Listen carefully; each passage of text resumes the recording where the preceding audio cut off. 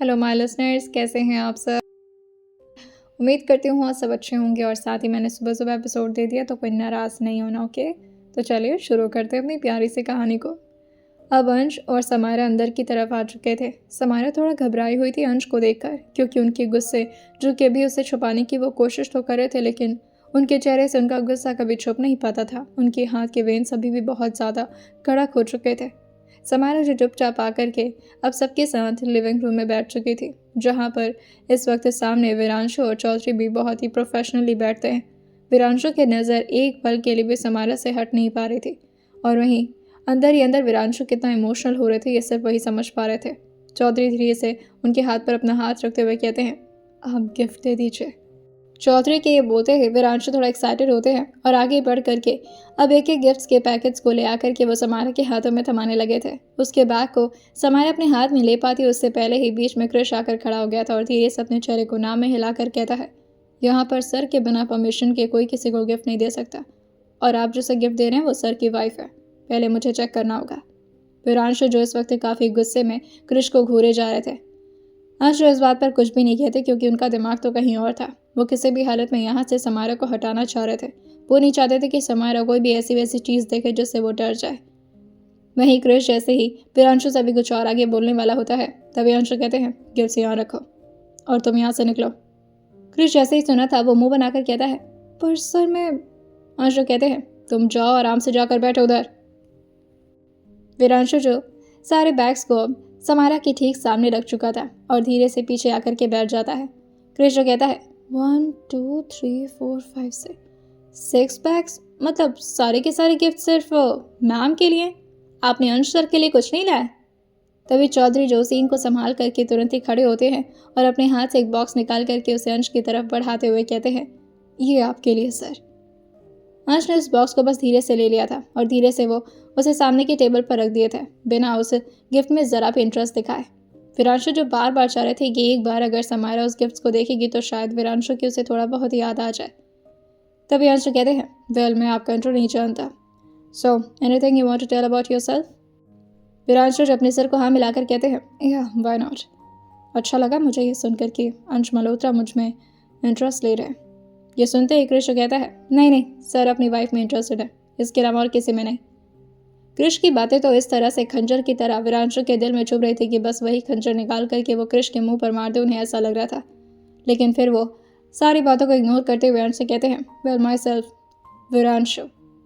वीरांशु के आगे जैसे अभी वो टाइटल बोलने वाले होते हैं चौधरी, जो कि अपना गला क्लियर करते हैं, जिससे वीरांशु होश में वापस आ गए थे, क्योंकि इस वक्त उनकी नज़र रह करके समायरा पर ही जा रही थी।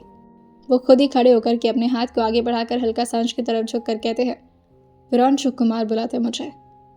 अंश इस बारे में सुन करके उनके साथ हाथ तो नहीं मिलाते, लेकिन फिर से उन्हें बैठने का इशारा करते हुए कहते हैं, वैसे Kumar is not a surname, what's your surname.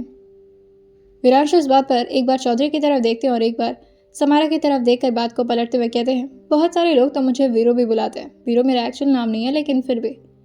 Veeru जैसे ही उन्होंने बोला था, समायरा जो कि धीरे से वीरांशु की तरफ देखी थी और फिर कुछ सोचना शुरू कर देती है। उसकी आंखों से ऐसा लग रहा था वीरांशु जो मन ही मन भगवान से प्रार्थना करे थे कि बस एक बार उसे सब कुछ याद आ जाए। लेकिन थोड़ी देर में समायरा जो कि अपने सारे ख्यालों को झटकते हुए अंश की तरफ देखकर कहती है, मैं कमरे में जाऊं। अंश समायरा के हाथ को पकड़ते हुए कहते हैं, बस कुछ सेकंड रुको।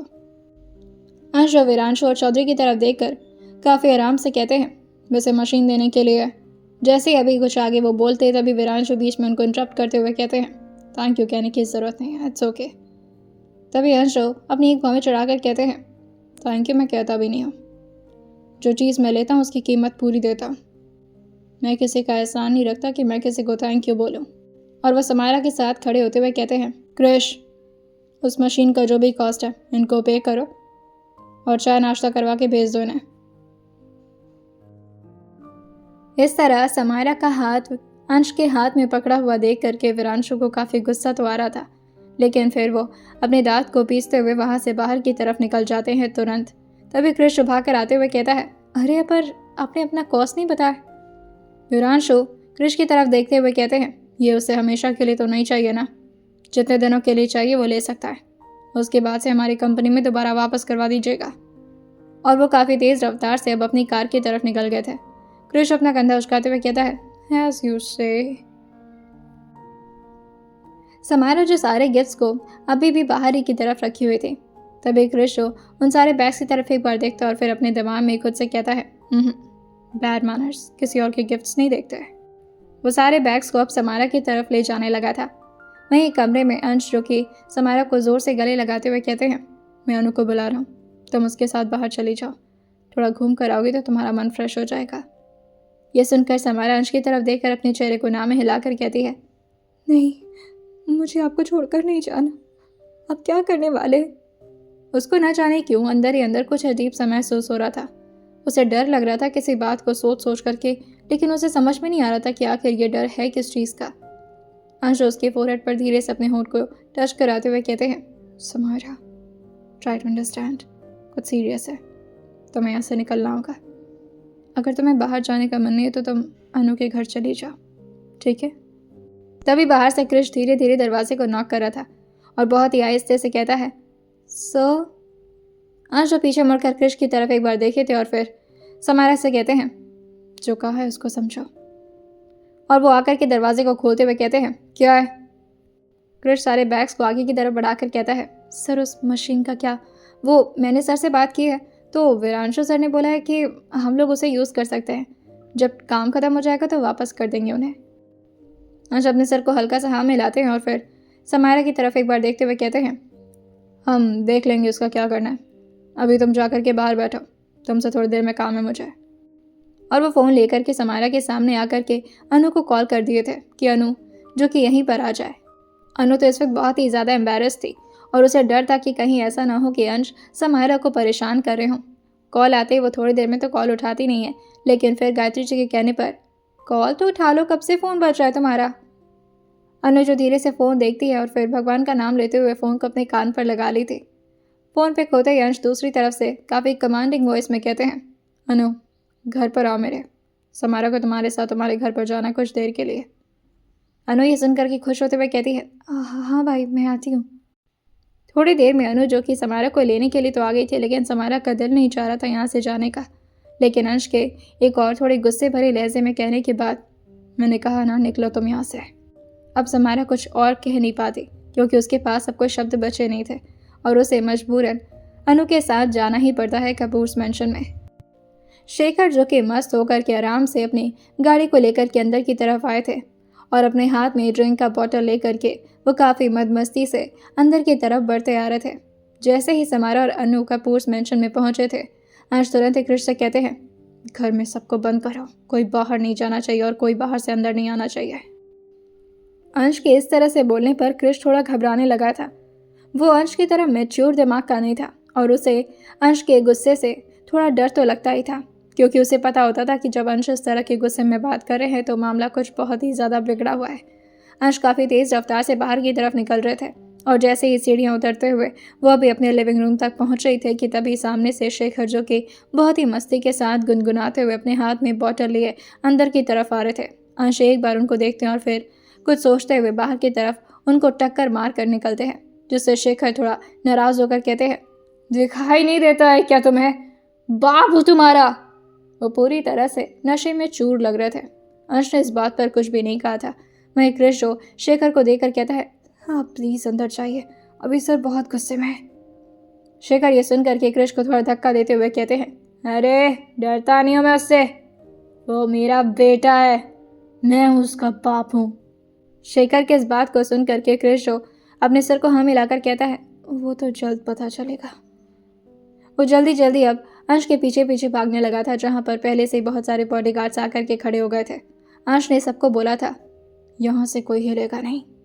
जाते जाते ही जब वो समारा के साथ अंदर की तरफ जा रहे थे, वहीं जयचंद्र जो शेखर के साथ बाहर की तरफ निकल रहे थे, लेकिन जैसे ही अभी वो लोग मेंशन से बाहर की तरफ अपने कदम को बढ़ा पाते, तभी वो लोग देखते हैं कि पूरी तरह से शीशा जो कि पैक्ड है, उन लोग का दरवाज़ा जो पूरी तरह से कांच का था, उसे बाहर से लॉक कर दिया गया था और साथ ही बाहर से पूरी तरह से पर्दा लगा दिया गया था ताकि शालिनी जी को कुछ भी बाहर की चीज़ें नज़र ना आए। उनको भी उनके कमरे में लॉक कर दिया गया था और स्टाफ से अंश ने पहले ही कह दिया था, ख्याल रखना उनका। चरण सिंह भी इस वक्त बहुत ज़्यादा घबराए हुए थे। अंदर उनकी मैनेजर प्रियंका, जो कि यहाँ के सारे स्टाफ को मैनेज करती थी, वो भी काफ़ी ज़्यादा परेशान थी और दिल पर हाथ रखते हुए कहती है, क्या पहले इस घर में कम तमाशा हुआ है जो अब। चरण सिंह जो प्रियंका के कंधे पर धीरे से हाथ रखते हुए कहते हैं, शांत रहो और जितना हो सके इन मामलों से दूर रहो बेटा। यहाँ पर जितनी इस तरह की बातें होंगी उतना ही ज़्यादा सब घबराएंगे। तभी अंदर से शालिनी जी बार बार दरवाज़ा पीटने लगी थी और वो ज़ोर ज़ोर से चिल्लाते हुए कहती हैं, क्या हो रहा है यहाँ पर, दरवाज़ा खोलो।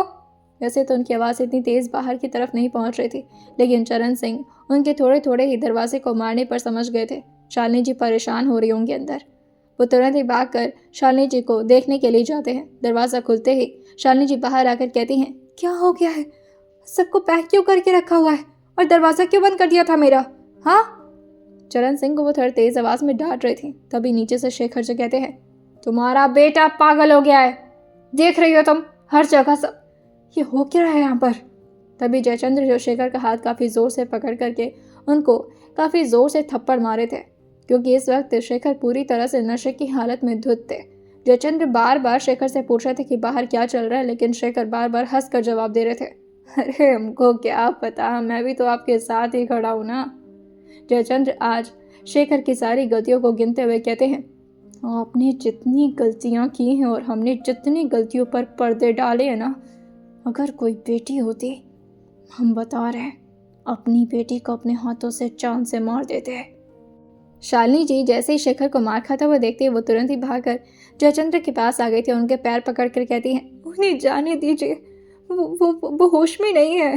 तभी शेखर जो अपने गुस्से को शालिनी जी के बालों पर उतार करके जोर से उनके बाल को पीछे से पकड़कर उन्हें खड़ा करते हुए कहते हैं, मेरे बाबूजी के बीच में आने की जरूरत नहीं है, बाप हैं वो मेरे, वो मुझे मारे या जो भी करे, तुम घर की औरत हो, औरत बनकर रहो, और ज़्यादा अगर बोलने की कोशिश की ना तो ज़बान काट कर फेंक दूंगा तुम्हारा, लेकर जा इसे।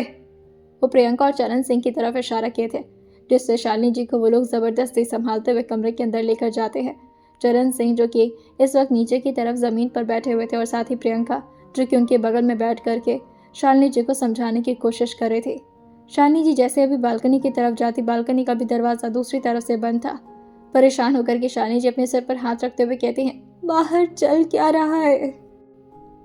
इस वक्त अनु और समायरा साथ ही गायत्री जी तक को भी बाहर आने की परमिशन नहीं थी, उन्हें भी घर के अंदर ही रहना था। वो लोग बालकनी तक में नहीं आ सकते थे, क्योंकि बालकनी से अंश का गार्डन नजर आता। अंश ने काफी हद तक हर जगह की लाइट्स भी ऑफ करवा दी थी। जमीन पर अवजारों को मारते मारते अब काफी हद तक मिट्टी जो कि बाहर आना शुरू हो चुकी थी। क्रिश जो हल्का सा पीछे होता है और धीरे से अपने फ़ोन को हाथ में निकाल करके इन सारे बारे में अर्जुन को टेक्स्ट कर देता है, क्योंकि इसके अलावा उसके पास करने के लिए और कुछ था भी नहीं। वो इतना ज़्यादा घबरा रहा था कि उसे किसी भी हालत में यहाँ से जल्द निकलना था, लेकिन अंश उसे यहाँ से जाने नहीं देते। और वैसे भी अंश को संभालना भी तो उसकी अपनी जिम्मेदारी थी ना। हाँ, वो बात अलग थी कि अंश के गुस्से से क्रिश खुद घबराता था कि उनको वो क्या ही संभालेगा। दूसरी तरफ जैसे ही अर्जुन ने ये देखा था, अभी तक तो वो काफ़ी आराम से काम कर रहे थे, लेकिन ये टेक्स्ट देखते ही वो थोड़ा परेशान हो जाते हैं। और साथ ही वो तुरंत ही अनु को भी कॉल कर दिए थे। अनु सारी बातों को जैसे जैसे बताना शुरू करते ही अर्जुन जो घबरा कर खड़े होते हैं और काफ़ी ज़ोर से अपने हाथ को टेबल पर मारते हुए कहते हैं, तो वो मशीन अंश के हाथों लग गई। वीरांशु ने खुद बताया था कि उनकी गोल्ड माइनिंग की कंपनी, और इसी वजह से तो अर्जुन ने उनसे बात करने के बारे में वेदिका से कहा था, लेकिन वेदिका ने पहले अर्जुन को बता दिया था कि आज वो फ्री नहीं है। अर्जुन जो काफ़ी परेशान होकर के अपने बालों पर अपना हाथ फेरते हुए कहते हैं, डैम इट। अर्जुन काफ़ी तेज़ रफ्तार से अब अंदर की तरफ पहुंचते हैं और जैसे ही उन्होंने अंश को एक तरफ लगातार देखते हुए पाया, वो समझ गए थे कि यहाँ पर मामला कुछ बहुत ही हद तक गड़बड़ हो चुका है और अब अंश को संभालना मुश्किल नहीं बल्कि नामुमकिन है। और वो ये भी समझते थे कि अगर अंश ने अपने दिमाग पर ज़्यादा जोर डाला तो उनके साथ क्या हो सकता है, क्योंकि अविरल नितिन मानव जो कि अंश की हर खबर अर्जुन को दिया करते थे, अगर उनके दिमाग पर ज़रा भी प्रेशर पड़ता तो उनकी नस फट सकती थी और नस फटने की वजह से उनके ब्रेन डेड हो सकता था।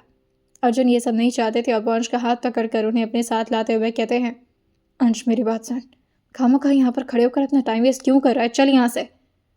अंश जो अर्जुन की तरफ देखकर कहते हैं, जब तक मुझे सेटिस्फैक्शन नहीं मिल जाती मैं यहीं पर खड़ा रहूँगा।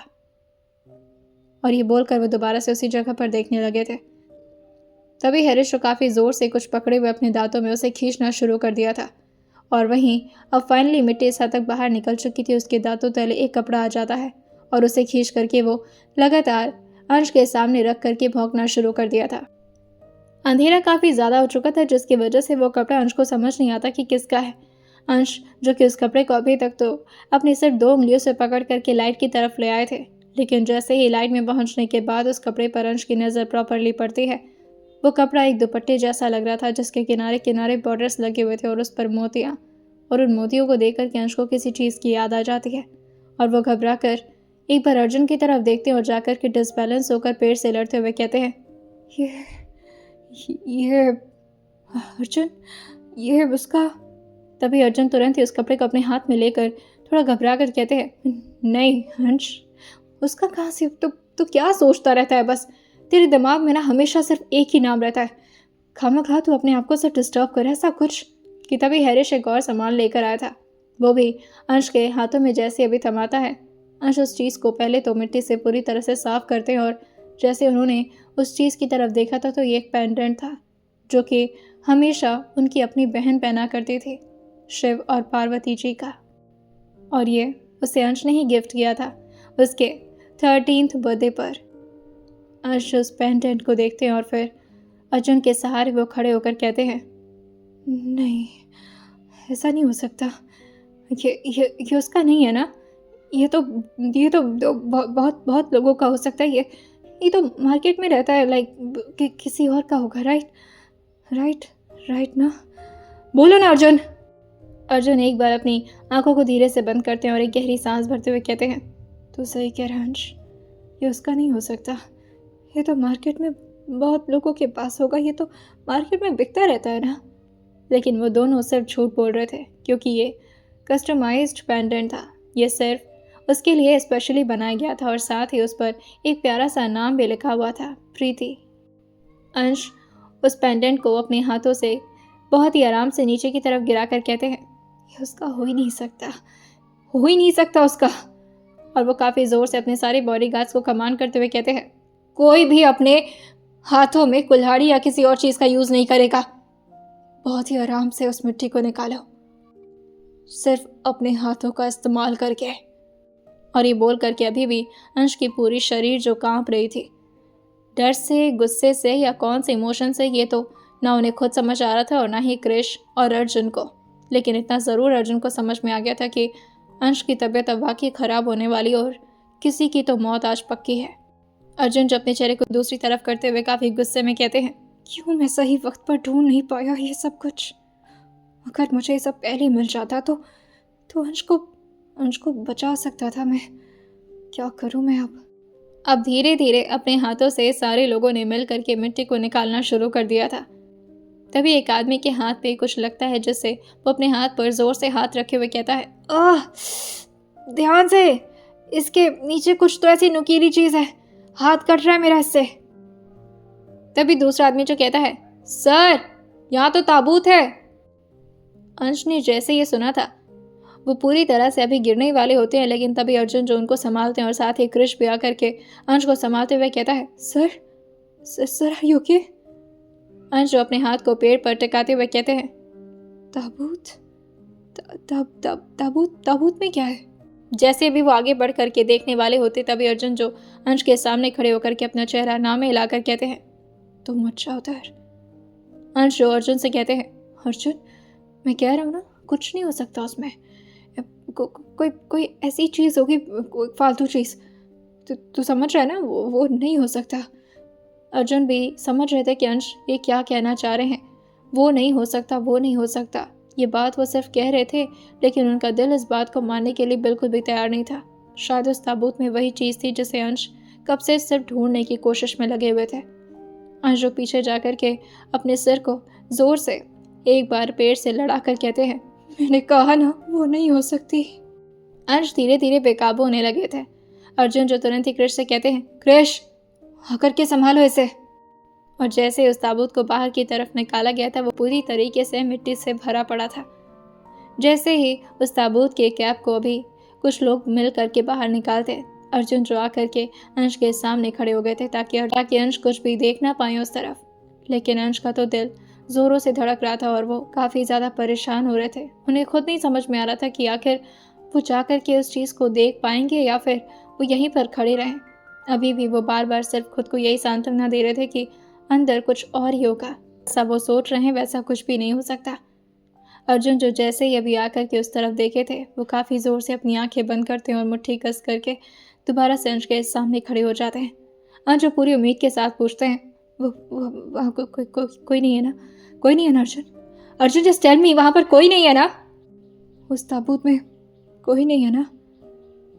अर्जुन जो अपनी आंखों को धीरे धीरे खोल करके अंश की तरफ देखते हैं और उनकी आंखें बहुत ही ज़्यादा इमोशनल हो गई थी और वो ज़ोर से अंश को गले लगाते हुए कहते हैं, उसका चेहरा समझ नहीं आ रहा है।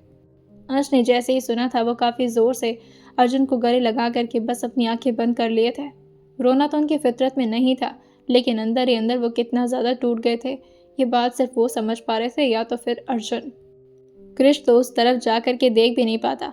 हरीश भी आकर के उन लोगों के साथ रोना शुरू कर दिया था। उसके आंसू भी अब धीरे धीरे अंश के जूतों पर गिर रहे थे। अंश जो 3-4 कदम पीछे होते हुए कहते हैं, वो बहुत भोली थी अर्जुन, उसे कौन मार सकता है? और वो ये पेंडेंट हमेशा पहनती थी। वो धीरे से नीचे गिरे उस पेंडेंट को अपने हाथ में उठाकर अर्जुन को दिखाते हैं। अगर उसके साथ किसी ने ज़बरदस्ती की, पर उसके साथ ऐसा कौन कर सकता है? वो तो बहुत प्यारी थी ना, उसे कैसे कोई हर्ट कर सकता है अर्जुन?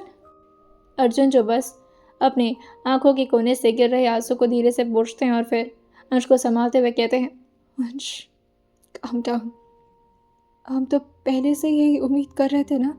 अंश कहते हैं, नो, मैंने सोचा था कि मैं उसे ढूंढ लूँगा और मैं इसी उम्मीद से उसे ढूंढ रहा था कि वो जिंदा होगी। मेरा दिल इस बात को मानने को तैयार नहीं था कि मेरी बहन जिंदा नहीं है अर्जुन। और उसे कोई कैसे ढूंढ सकता था, क्योंकि उसे तो घर के अंदर ही दफनाया गया था। मैं पूरी दुनिया जहान में उसके मौत की वजह ढूंढ रहा था, उसे ढूंढ रहा था, ये जानने की कोशिश कर रहा था कि वो जिंदा भी है या नहीं। लेकिन मेरा दिल कभी इस बात को नहीं माना कि वो जिंदा नहीं है। वो हमेशा मुझसे एक हेल्प मांगती थी कि प्लीज़ भाई आकर मुझे बचा लो इन लोगों से। और फिर वो एकदम से शांत होकर कि थोड़ी देर पॉज लेते हैं और फिर अपनी भौहों को सिकोड़ते हुए अर्जुन के कंधे पर हाथ कसते हुए कहते हैं, किससे बचाने की बात कर रही थी वो? कौन है जो उसे मारने की कोशिश कर रहा था? और उसको घर में दफनाया गया, इसका मतलब घर के लोगों को तो पता होगा ना। अब जो रूप अंश का बाहर निकल कर आ रहा था, कृष तो देख देख कर ही अपने सर को नीचे कर ले रहा था और साथ ही उसके हाथ जो कि अब धीरे धीरे कांपना शुरू कर दिए थे अंश के इस गुस्से को देखकर। अर्जुन भी धीरे से अपने चेहरे को उठा करके अंश की तरफ देखते हैं जो कि अब पूरी तरह से अजीब बर्ताव करने लगे थे। अंश अपने हाथ को अर्जुन के कंधे से हटाते हैं और फिर काफ़ी अजीब तरीके से अपने गर्दन को टिल्ट करते हुए कुछ सोचते हुए कहते हैं, शेखर मल्होत्रा को तो पता होगा ना उनकी बेटी के साथ ऐसा किसने किया।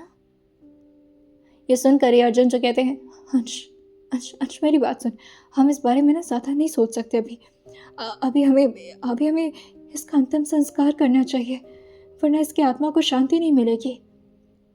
अंश की आंखें जो इस वक्त पूरी तरह से लाल हो चुकी थी और साथ ही उनकी आंखों में बांसु या कोई दर्द नहीं बचा था तो सिर्फ एक अजीब सा साइकोपन, और देर तक छुपा नहीं सकते थे। वो अर्जुन की तरफ हल्का सा आगे की तरफ बेंड होकर कहते हैं, अर्जुन, जब तक उसके कातिल को सज़ा नहीं मिलती उसकी आत्मा को वैसे भी शांति नहीं मिलेगी। मुझे वजह तो जाननी होगी, मेरी भोली मासूम बहन के साथ इस दरिंदगी की वजह क्या हो सकती है।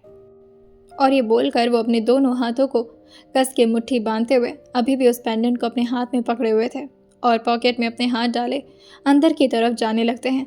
जैसे उनके कदम मेंशन के अंदर की तरफ बढ़ने लगे थे, कृष जो कि अर्जुन के ठीक बगल में जाकर खड़े होते हुए कहता है, अब क्या करेंगे? अर्जुन भी काफ़ी गुस्से में कहते हैं, जिसने गलती की है उसके मौत का तांडव देखेंगे और क्या। जैसे ही कृष्ण ने अर्जुन के मुंह से यह सुना था, वो मुड़कर अर्जुन की तरफ देखकर पूछता है, सर आप तो उन्हें रोकिए ना। अर्जुन जो कृष्ण से कहते हैं, मेरे हाथों अगर वो शख्स आ जाए मैं खुद उसे मार दूं, मैं क्या अंश को रोकूं? उतर जाने तो ये गुस्सा। शायद हो सकता हो अपना गुस्सा उतार करके आज अंश फाइनली ठीक हो जाए। हो सकता है उसके दिमाग से ही जो ये डिप्रेशन का भूत है वो हट जाए। हाँ, जान जाती तो जाने दो, और जिसने जान लेना सीखा है उसे अपनी जान देने की भी आदत डाल लेनी चाहिए।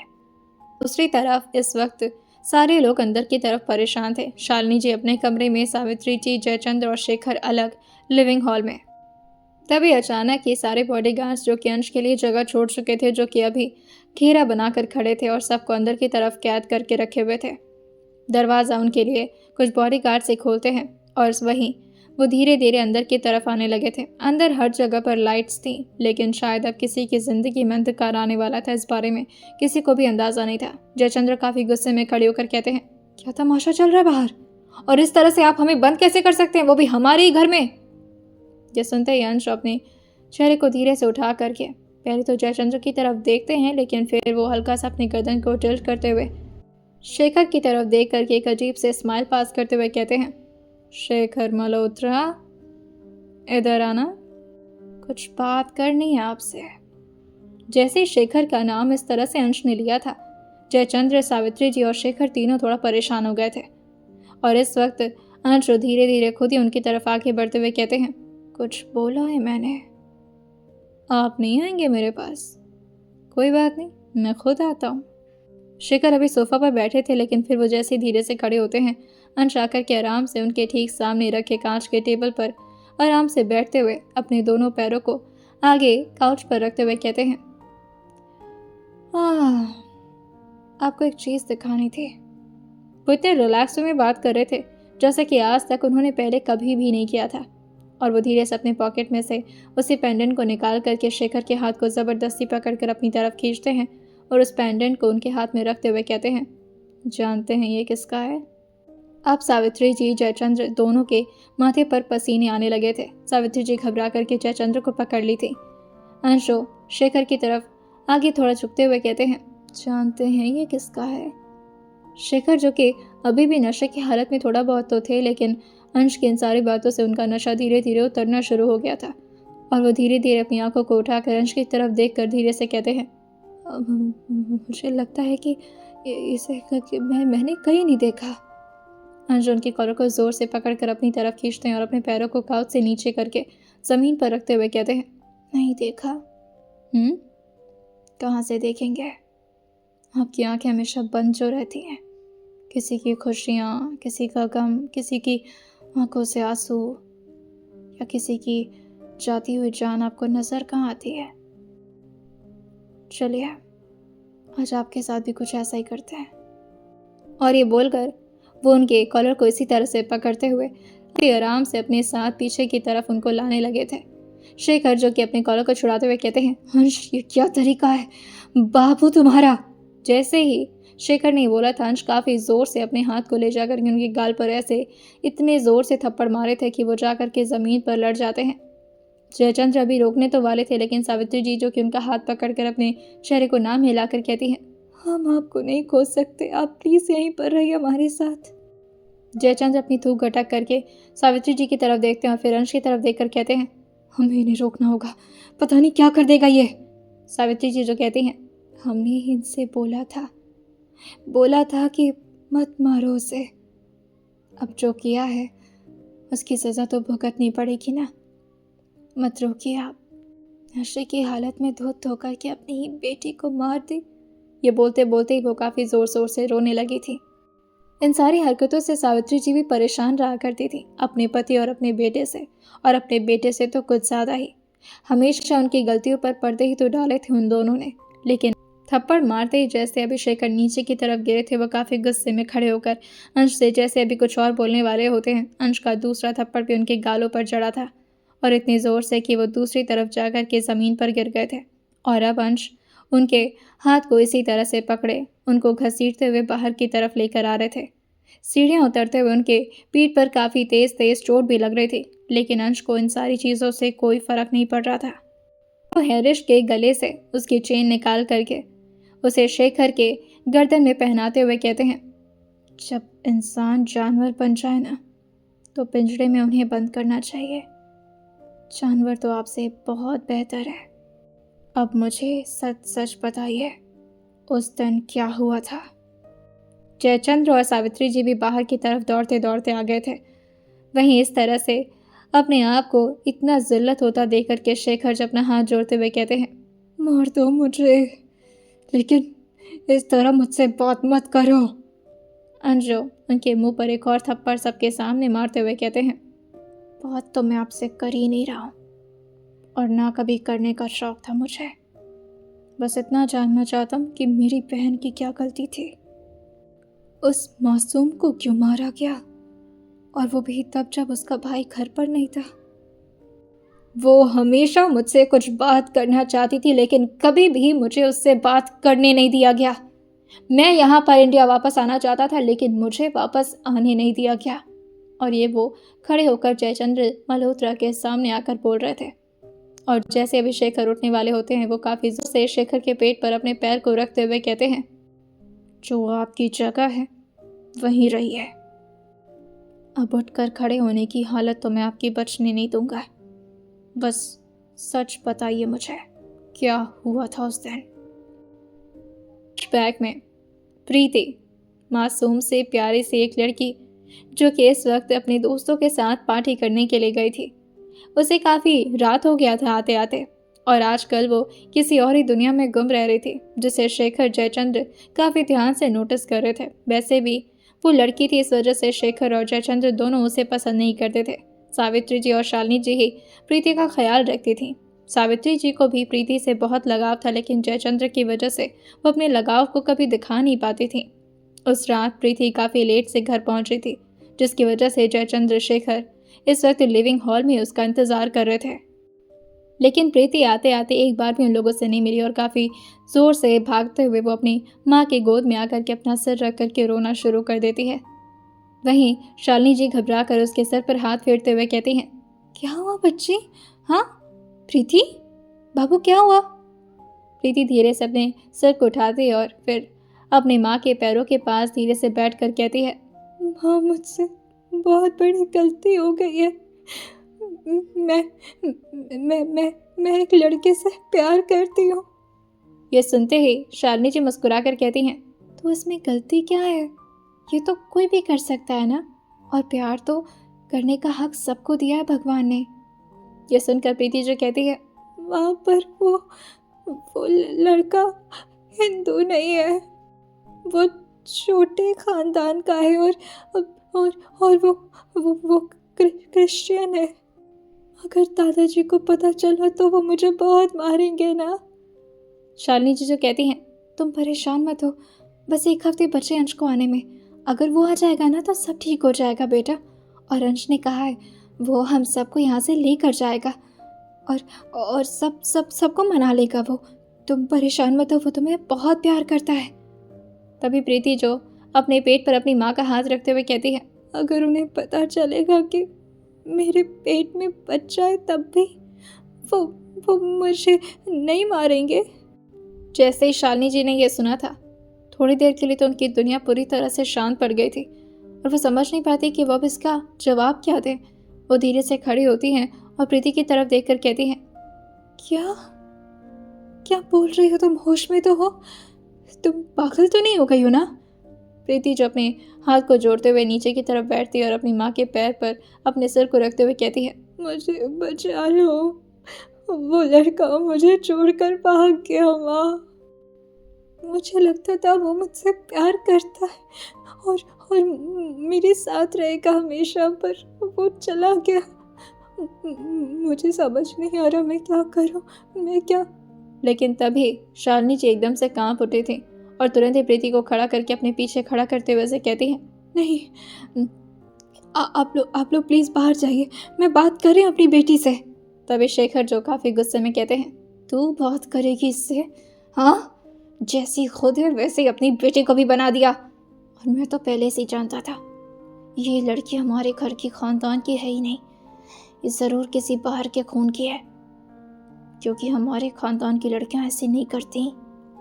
तुम इधर आओ। प्रीति जो कि अपनी माँ के पीछे छुपने की लाख कोशिश तो करती है, लेकिन शेखर जो कि उसे पकड़कर खींचकर बहुत ही बुरी तरीके से उसे मारना शुरू कर दिए थे। मारने तक तो ठीक था, जयचंद्र भी ये सब देख करके चुप रहे थे, लेकिन जैसे अभी शेखर उसके बालों को पकड़कर उसके गर्दन पर अपना दूसरा हाथ रखते हुए कहते हैं, मार डालूंगा तुम्हें आज, मैं तुम्हें मार डालूंगा। लेकिन तभी जयचंद्र शेखर को संभालते हुए कहते हैं, पागल मत बनिए, आप इससे मार नहीं सकते। और जहाँ तक बात रही उस लड़के की, हम उसे ढूंढकर खुद ही मार देंगे, लेकिन इस बात को हम यहीं पर दबा देते हैं। शेखर जो कहते हैं, नहीं नहीं बाबूजी, इसने हमारे घर की इज्जत के साथ मजाक किया, वो भी इतना घटिया मजाक, तुम्हें तो नहीं छोड़ूंगा मैं। ये बात जब समाज को पता चलेगी कि इसने क्या कुल खिलाया तो हमारी समाज में कोई इज्जत नहीं बचेगी। सावित्री जी शेखर को लाख समझाने की कोशिश करती हैं। जयचंद्र भी उन्हें थोड़ा बहुत रोक तो रहे थे, लेकिन कहीं ना कहीं उनके भी दिल दिमाग में यही बात चल रही थी कि इस लड़की ने तो उन्हें कहीं पर भी अपना मुंह दिखाने लायक नहीं छोड़ा। जयचंद्र ने बहुत मुश्किल से अपनी इज्जत बनाई थी, उन्हें ऐसा लगता था, लेकिन उन्हें नहीं पता था कि उनकी इज्जत सिर्फ इतनी है कि वो मल्होत्रा खानदान के बेटे बन गए इस जगह पर बस पैदा हुए थे, क्योंकि बाकी की चीज़ें तो उन्होंने कभी संभालना सीखा ही नहीं था। सिर्फ दुनियाई झगड़ा या फिर दूसरों को नीचा दिखाना आता था। जयचंद्र ने अपनी बदौलत मल्होत्रा खानदान के लिए कुछ भी नहीं किया था। उस लड़की के साथ वो इतनी बुरी तरीके से लगातार मारे जा रहे थे कि उसकी हालत बहुत ही ज़्यादा बदतर होने लगी थी। एक तो उसके पेट में बच्चा, ऊपर से वो इतना ज़्यादा खुद ही डरी सहमी थी, और साथ ही उसके साथ हो रहे ये जुल्म सावित्री जी देख नहीं पाती और अपनी आंखों को बंद करते हुए जयचंद्र के सामने हाथ जोड़कर विनती करते हुए कहती हैं, उससे जाने दीजिए, मैं आपके सामने हाथ जोड़ती हूँ, रोकिए शेखर को। जब जयचंद्र वाकई देखते हैं कि शेखर नहीं रोकने वाले तो जोर से उन्हें पकड़ते हुए कहते हैं, शेखर दिमाग खराब मत करो, पहले उस लड़की ने जो किया है वो गलत है, ऊपर से तुम जो करने जा रहे हो उसके बाद मैं क्या करूँगा। देखो, हमें मामले को संभालना होगा, उसे बिगाड़ने की ज़रूरत नहीं है। और वो उन्हें कमरे में ले जाकर के समझा कर बैठा चुके थे। सावित्री जी जो कि प्रीति की तरफ देखकर कहती हैं, तुम ठीक तो हो ना, तुम्हारी हालत बहुत बुरी लग रही है, तुम्हें हॉस्पिटल लेकर जाना। लेकिन तभी जयचंद्र जो नीचे की तरफ आते हुए कहते हैं, हॉस्पिटल लेकर जाएंगे उन्हें? हाँ, आपको पता है आप क्या बोल रही हैं? हॉस्पिटल में क्या मुंह दिखाएंगे हम? जो दवाई करनी है यहीं पर करिए, किसी को कुछ बताने की ज़रूरत नहीं है। लेकिन अनफॉर्चुनेटली ये सारी बातों को बाहर से गायत्री जी ने सुन लिया था और उनकी हिम्मत को छोड़कर ही गलती से वहाँ से वापस आ गई थी। और हरीश ने ये सब कुछ होते हुए, गायत्री जी हरीश के साथ अभी उस घर की तरफ ही गई थी, लेकिन अंदर के इन सारे नज़ारों को देख करके उनकी हिम्मत नहीं हो पाती कि वो अंदर की तरफ जा पाएँ, जिससे वो तुरंत ही अपने कदम को बाहर की तरफ मोड़ ली थी और भागते हुए वो अपनी मेंशन के अंदर चली जाती हैं। लेकिन हरीश जो कि इस वक्त चोरी चोरी आकर के प्रीति के पास बैठ चुका था, जहाँ पर इस वक्त कोई नहीं था, वो एक अंधेरा सा कमरा था जहाँ पर इस वक्त प्रीति बैठी हुई थी। वो लगातार रोए जा रही थी, तभी किसी के आने की आहट से वो घबराने लगी थी। लेकिन ये हरीश था जिसे देखकर वो ज़ोर से उसे गले लगाती है और अपने पेंडेंट को धीरे से अपने हाथों में लेते हुए कहती है, मेरा हक नहीं अब इसे पहनने का, भाई ने बहुत प्यार से दिया था मुझे, शायद मैं आज जिंदा नहीं बच पाऊंगी।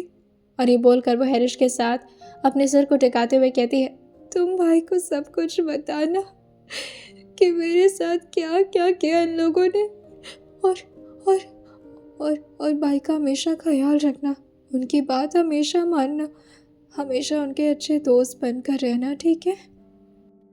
हरीश जो कि बस रोना शुरू कर दिया था, और जैसे ही अभी कोई और आ पाता उसके कमरे में, प्रीति तुरंत ही उसे ले जाकर के एक कॉर्नर में बांध देती है और वो हरीश से कहती है, तुम बाहर मत निकलना वरना ये लोग तुम्हें भी मार देंगे, तुम छुप जाओ तुम।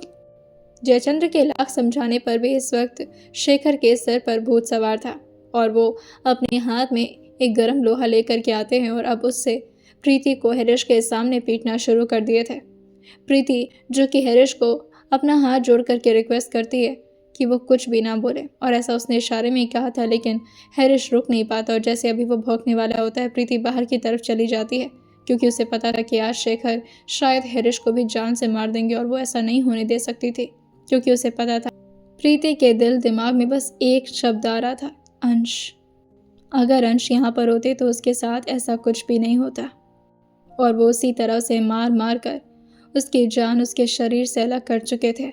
और जब जयचंद्र ने इस तरह से प्रीति की हालत को देखा, वो काफ़ी ज़ोर से शेखर को होश में लाते हुए कहते हैं, तुम्हारा दिमाग तो नहीं खराब हो गया है ना? ये क्या किया तुमने? शेखर जो कि अपने हाथ से उस लोहे को नीचे की तरफ गिराते हुए कहते हैं, ये क्या कर दिया मैंने मार दिया क्या इसको? हाँ, मर गई क्या ये? वो बहुत ही बेदर्दी से उसको अभी जैसे ही अपने पैरों से छूने वाले होते हैं और ये सारी बात वो अपनी मुँह ज़बानी अंश को बता रहे थे। अंश की हिम्मत नहीं हो पाती ये सब सुनने की, और वो इस वक्त इतने ज़्यादा गुस्से में आ चुके थे कि वो अपने बगल में खड़े बॉडीगार्ड से कहते हैं, मैं देखना चाहता हूँ जब लोहा गर्म करके शरीर पर पड़ता है तो कैसी चीख निकलती है। वो बॉडीगार्ड उनका इशारा समझ गया था।